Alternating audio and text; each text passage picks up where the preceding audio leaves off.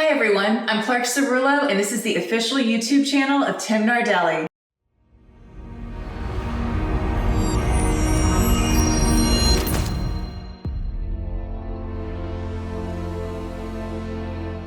It was a monochromatic portrait of Miss Clark Cerullo, who I've worked with in the past on the featurette, The Art of Comic Books, and I am working with her again on my YouTube channel that I thought would be a great opportunity to create an exclusive portrait for the YouTube channel as a way to showcase the person narrating future contents to come. That there's an old saying, let's put a face behind that voice. Well, here's the face here, Miss Clark Cerullo. So that way in the future, when I'm referencing the video being narrated by her, people can actually see her.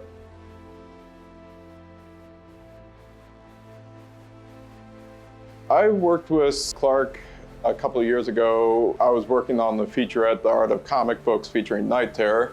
During production, it had occurred to me that I had this featurette but no narration, and my brother, who saw it, said, look, you gotta get someone to narrate this. Nobody is gonna just sit 12 to 20 minutes reading captions, so you gotta get someone to narrate this. So I went through voiceover.com to try to find someone that could narrate this featurette from beginning, middle, and end, and I came across Clark. And not only was I trying to find someone that could narrate the video, but really bring a level of enthusiasm, innovation, and optimism to the narration, just because considering the featurette would be 15 to 20 minutes, you have to have someone that can bring a level of interest and excitement to this. Otherwise, we run the risk of making people feel like they're having to listen to a lecture on a weekend. That when we brought Clark on board, she definitely elevated the experience just through her narration in itself, that you just really felt, just listening to it, it's like, this feels so professional, and you can really feel the engagement in the featurette itself just through her narration itself.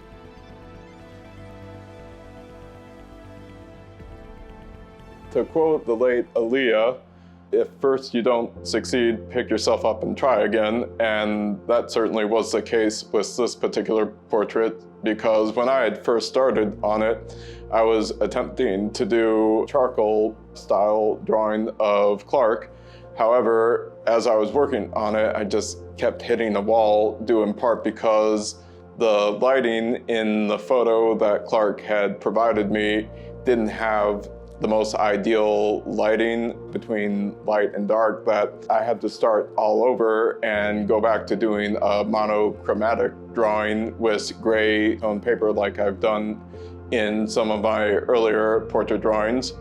And in doing that, I was able to not only get a more successful drawing out of it, but I found myself not pulling my hair out in doing this portrait, that due in part because the lighting in Clark's photo, there wasn't like a great scale of light and dark, what often is referred to in the art community, and I hope I'm pronouncing this right, chiaroscuro lighting, which you have a great value range of light and dark, whereas in Clark's photo, the values were like really squished together, that all sense of light and dark was very iridescent. It was just hard to tell. So that's why I had to go and start from the beginning, do a gray tone paper, and just make the drawing monochromatic. It just made it so much easier to really define the volume of light and dark in her portrait. And in doing so, it also created a great opportunity to really push the value of highlights on her face, to really create like a sense of depth of the portrait, which I've never done in any portrait drawing before. So it really challenged my understanding of how to convey light and dark on a two-dimensional surface, while also creating a sense of depth through highlights.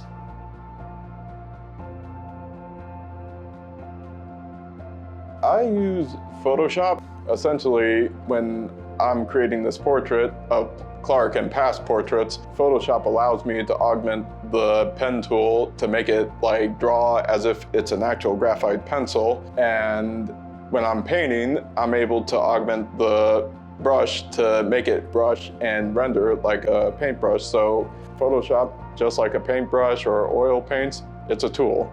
And it's a tool that allows you to bring your artwork to a digital medium, assuming you know like how to use it, just like a painter knows how to use his brush and oils, just like a sculptor knows how to mold clay and create like sculptures out of it.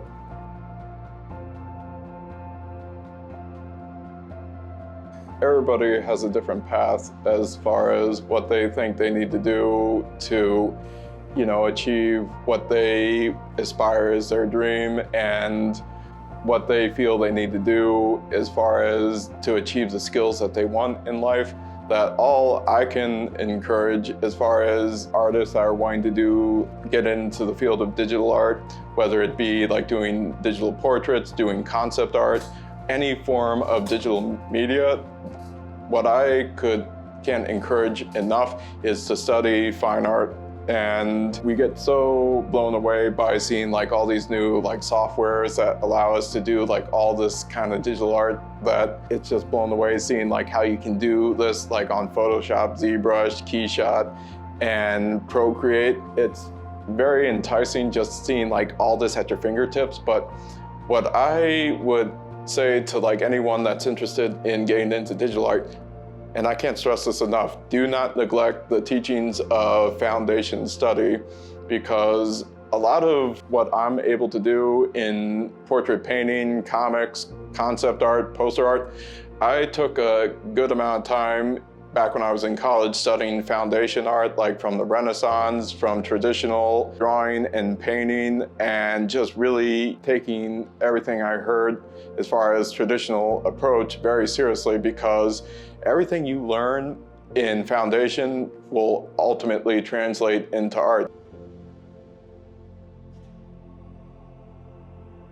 Yes and no. Is it going to impact the art world? Yes. But is it going to impact the artist? Not so much, because there's always going to be that human desire of seeing authentic art done by humans, not by like an AI. For instance, when we go to concert, we want to see the actual musician perform. We want to see the musician sing. We want to see the songs that we've, loved hearing via CD, Spotify, or iTunes. We want to see the actual musician play. We don't want to hear an AI version of that musician, such as the case with art. We want to see the human drawing and painting the artwork in which we love and gravitate towards. Now, there is never going to be a replacement of the human artists doing artwork, just like there's never going to be the AI replacement to musicians, just like there's never going to be the AI replacement to actors and actresses.